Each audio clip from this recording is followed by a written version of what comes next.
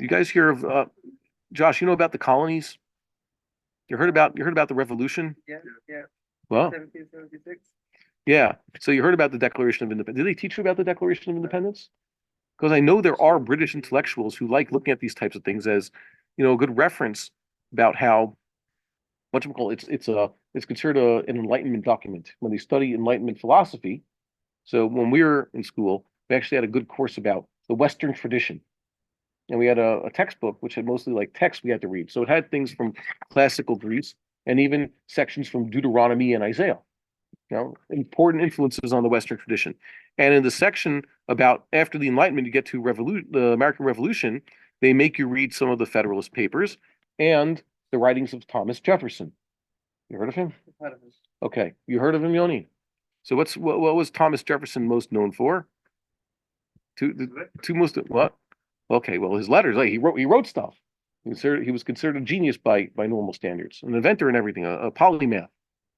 But his the two most important things that I guess that he's written that people read and that people know about and has affected politics are the American Declaration of Independence, for which he was the principal author, and he has certainly a lot of influence on what became the French Declaration of the Rights of Man, the French Revolution, which was a while later.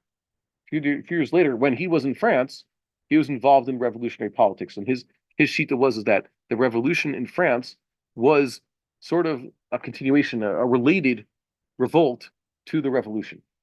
Of course, there are many people who disagreed, and it's a big machlokas of the political philosophers of the time how to view the French Revolution. Okay, so we have here. I just wanted to show you something that you read the Declaration of Independence. There's a list of grievances against the king, King George III, who was the king of England at the time. Why they were pressing for independence. Sound familiar? Okay, I'd just like to say, I'll read you what it says the crimes are, and you'll see perhaps this is relevant to our times. I actually have a nice chart over here on the computer. You can see. Putting back on the screen. Sorry. Yeah. Well, it's fine. You're what? Like all good red-blooded Americans they complain about tax. No, that was the least of it. Well, that was part of it. That was part of it, but it's there's so much over here, so you should read this. Listen to this. You probably never heard this before, right? No. He has refused for a long time, after such dissolutions, to cause others to be elected, whereby the legislative powers, incapable of annihilation, have returned to the people at large for their exercise. The state, remaining in the meantime exposed to all the dangers of invasion from without and convulsions within. What is he saying here? Saying causing political havoc. Says we had elections, and then they tell us, no, not good enough. Do it again. Okay? Dissolve your legislatures. They're not capable of annihilation. They can't even defend themselves. And what happens? We're being attacked by foreigners, and we don't have a decent government to defend ourselves. So, what is this? This is paralleling our situation in Israel right now. We've had false choice in election after election. First of all, they tell you who you're allowed to vote for. They don't give you a real choice. And then we keep going back to new elections, right? You think we'd have elections? No, election after election, such that no change in government is possible. Our state has been rendered vulnerable to military threats within and without, and socio-political upheaval is being cynically used to drive convulsions within. We're convulsions within. Sinas chinam, fights among ourselves, right? So it's cynically used. You have the political types who give us election after election, and then when the result is maybe stability, what do they say? They don't like it. They decide that there's going to be protests and upheavals. Just protest everything, fight the government, right? And that leaves us vulnerable to everything else. Has this happened in Israel? Well, it was happening this summer. Next, he wrote, he has endeavored to prevent the population of these states. The population means it's a verb, not a noun. Population, it means uchlusia as a noun. In this case, it means like settlement. It means people immigrating to these places and building homes. What? Yeah, he's endeavored to prevent the population of these states. For that purpose, obstructing the laws for naturalization of foreigners, refusing to pass others to encourage their migrations hither, and raising the conditions of new appropriations of lands. They didn't open up land for settlement. And our government has caused a housing crisis and harmed Aliyah by not allowing the settlement of large tracts of Eretz Yisrael. This yishuv is limited. In the olden days, you could spread out ufaratzta, let's say ufaratzta. Which directions? Some of your days. Yama wa Kedma with Safona wa Nechba, which means westbound and eastbound, northbound and southbound, right? That's how it goes. And in which direction are we expanding nowadays? In Tel Sion especially? Upwards. That's smart. No, it just means, build upwards instead of building sideways. And in Beit El, it's also a problem. Jerusalem, that's a problem. Instead of expanding it, there's large tracts of land. Instead of saying you're served in the army, you get a piece of land, which is the Joshua method, right? That's also what Moses decreed. That's part of the Torah, by the way. You serve in the army, you get land. You don't want to serve in the army, Haredi. By the way, Moshe Rabbeinu says it's fine. You don't have to serve if you don't want to. It just means you don't get the reward. You don't get a share of Eretz Yisrael. You show up for the count, you get it. So some people, that's fine for them. Some people, well, yeah. And also Moshe Rabbeinu's time was, as Netzi points out, those who show up in Arvos Moav to be counted and join the army get land. And some people who don't show up don't get land. And Levium, who are there anyways, we're not going to count you anyways because we're not giving you land. So you don't get counted. We're not going to let you join the army like everybody else. And if you want to volunteer to fight, shkoyach, but we're still not going to give you anything because God said so. So, yeah, I'm sorry if you're a Levi. But the point here is that there's so much that they don't allow us to settle. The Golan, why isn't the Golan taken off? They limit how much you can own in the Golan.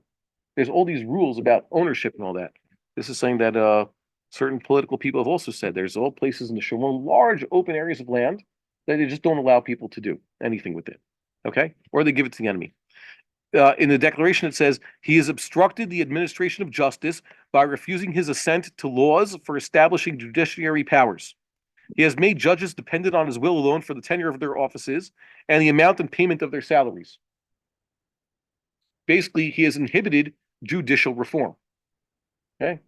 No, I say we need judicial reform. There are some places where they had, and I think it was in like North Carolina or something like that, no judges. You want a court, you have to go to England or something like that. So if there's no justice system, then criminals can have their way. There's no way to redress, unfair injustice. Okay, he has erected a multitude of new offices and sent hither swarms of officers to harass our people and eat of their substance. No, eat out of their substance. New offices means new government jobs. Okay, new government appointees. This tax guy and that guy, just bloated government bureaucracy that they need to be paid. They need to get their salaries. He has kept among us in times of peace standing armies without the consent of our legislators, what was called quartering. You heard about this? It used to be, where are soldiers going to sleep? You send soldiers to a foreign country. Yeah. That's what I do. Yeah. You go to people's houses? I thought They're not somebody's house anymore. Oh, you took over God's houses? Yeah. Oh, good. Baruch Hashem. Like I said, when you leave, okay, the rule is if Chas v'shalom, they're going to give residences back to the Gazans, what's the rule? We don't leave the house.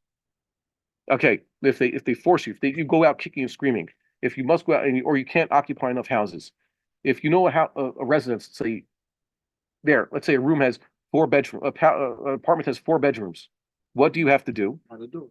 You have to make sure that every room in the apartment has a new skylight. The bigger, the better, even if it's not the ground floor or the top floor. Every room has to have a skylight and a brand new entranceway. The wider, the better. Okay, that's what you should give them as a parting gift. No, you're not allowed to do that. That's not nice. So you do them a favor. Give them a nice big skylight in the ceiling and a nice big entranceway right over here. Like 3 meters wide. Plug up the house is easier. Skylight. I don't care. I'm not a soldier. I don't know how these things work. I barely know how to use a handgun. Okay. So let's see. Plug up the house is easier than make this guy. Okay, but maybe they won't let you do it. Okay, next. So here, and heavily armed non-Israelites are made to destroy our habitations and harass and hinder our worship at our holy places. They're talking about foreign troops coming in. They bring in foreign troops to harass the colonists. And, and that's basically what we saw now. I just mentioned this. Who do they have when they need to destroy a ma'achaz or prevent Jews from davening on Har Bayis? What do they do? Jews. Yeah. Okay. He has affected to render the military independent of and superior to the civil power. Hear that one? He writes in fancy English. We'll translate this in a second. He has combined with others to subject us to a jurisdiction foreign to our constitution and unacknowledged by our laws, giving his assent to their acts of pretended legislation. This means that he said that the military wins, military rule, martial law, and doesn't over, let's say, the civil power, which means the elected officials, the representative of the people. This is a complaint people were having just this week. It was pointed out. I think the prime minister and his cabinet wanted some army higher up to give a report to them, right? And he refused. There's a big deal of war, not like this. That's unthinkable. That's unconscionable. The military is just the arm of the civil political establishment that's supposed to be elected elected by and representative of the people. But now the military calls the shots. The military acts like it's its own body that that is independent and not having to listen to the legislature. That's a problem. And he's treating the parliament in England as though it's the boss. Like, even though no one is elected to parliament from the colonies, they still get to legislate for the colonists, which is wrong. So our military establishment is rotten and corrupt. It does not answer the people, nor does it protect them, but instead it gives shelter and comfort to the enemy. That's the military establishment, right? Do they give shelter and protection to the enemy? They give comfort to the enemy? That's what the so-called humanitarian aid is. Yeah. Our judges are also out of control. Instead of respecting our constitution, that's the Torah, they rule by judicial fiat. As a matter of fact, it was just almost characteristic today. You saw what the news was today? Do you see this one? Someone made a political cartoon and showed that they call her Supreme Court Justice. I think it should be more accurately Supreme Court Injustice, Chayut. And it shows a caricature of her standing over a dead soldier. She has just stabbed the dead soldier in the back with the flag of the Supreme Court. I didn't know the Supreme Court has a flag. That just shows you how they think of themselves in the independent power. So she's planted the flag in the soldier's back on the floor, and she's standing with one foot over him like she conquered him and beat him. Okay, so the Supreme Court is bullying the soldiers, okay, the legal establishment. And that is a perfectly fitting thing. So what did she do? Oh, now they have to censor that. You're not allowed to speak out against this. You can't make a political cartoon against these people. Next, for quartering large bodies of armed troops among us, for protecting them by a mock trial from punishment for any murders which they should commit on the inhabitants of these states. See? Foreign troops or foreign, non-Jewish security forces, and they're also above the law. So what happened? The military higher-ups allowed this disaster to come upon us. But then you have little soldiers who say Shema Yisrael and make the enemy feel bad, and they get punished. But the higher-ups who brought this on us, they go off scot-free. And also, we said before, Ahuya Sandik, he was killed in a car accident apparently caused by a police. So there's no policemen who are going to be held accountable. Instead, they're going to pin it on who? The Rosh Kollel's son.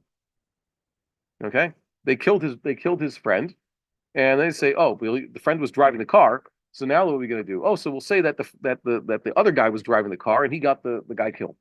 You know about this? We've spoken about this before. There's no justice for them.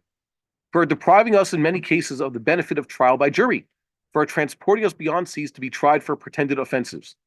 Okay? They deny people their due process.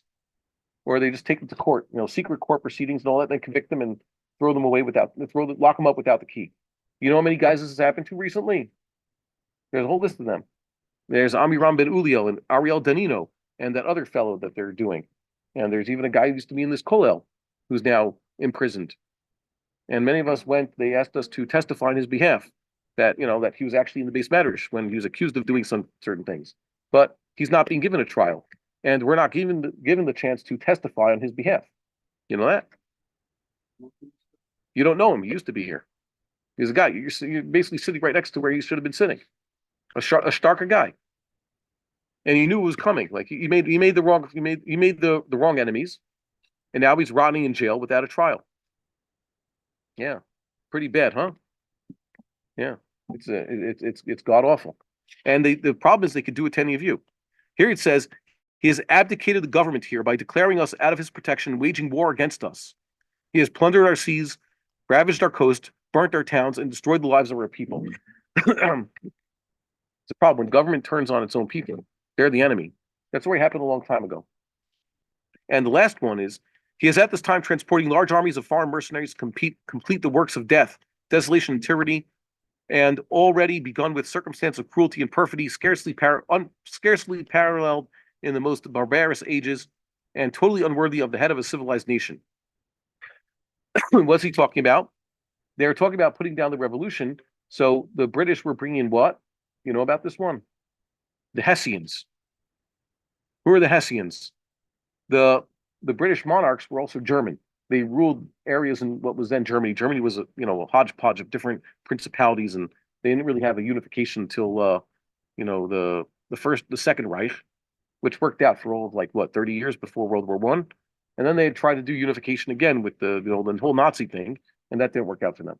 So there was Hesse.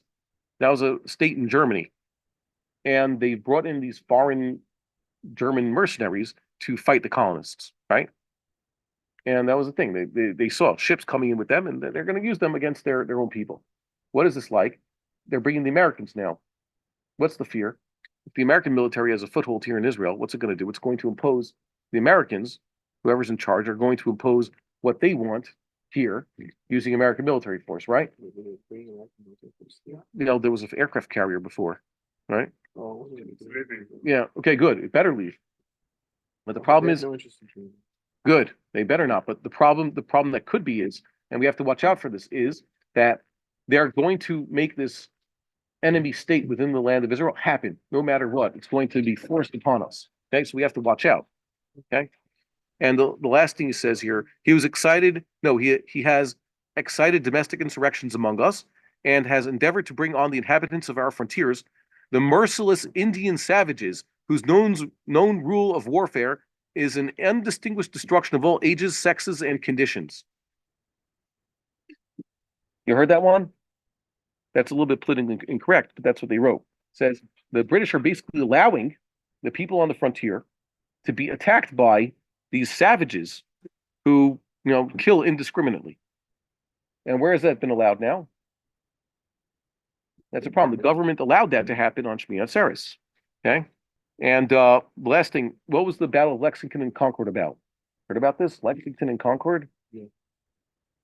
What kind of Americans do you consider you people? This is in 1775. Wow. In 1775, remember the revolution was this declaration was signed on July 2nd, really, they say, published on July 4th, 1776. But in 75 there was a battle, Lexington and Concord. What happened? The colonists had storage of weapons. They all used to make their own rifle and stuff. They had basically Machon, the armories, the place where they kept their weapons. So the British troops were going to raid these things and seize all their weapons. They wanted to disarm the colonists, right? Mm-hmm. So the colonists fought back, and they sort of won. They repelled the British, and this basically was already the beginning of the war, but before it was official. It's like the Israeli War of Independence started with the UN vote, Kaf Tep in November, and even before that. But the Declaration of Independence was only on Yom Ha'atzmaut, right? It took us 18 years to declare war on Hamas. Okay, yeah, but you understand that this is the type of thing. What were they fighting for? The purpose of the Second Amendment is that people should be allowed to have weapons to protect themselves from what could potentially be government tyranny, right? And that's a problem we have now, because the government, instead of letting us arm ourselves and the government doing something to protect, it had a major issue of, no, just let the savages come and destroy the place. And like you said, who won the battle on Shmini Atzeres, or who repelled the enemy? An organized army? Yeah, basically a militia. So that's why we need to have this. So I like to close by saying, I'm disgusted by those who refuse to serve. You don't want to serve in the army. You're, like the pipe people said, for what political reason? I don't want to serve because because judicial reform, because some political reason. That's pretorius. But if a soldier refuses to obey orders because he's not allowed to fight the enemy, so he's a tzaddik. Soldiers should demand to fight. That's the whole point.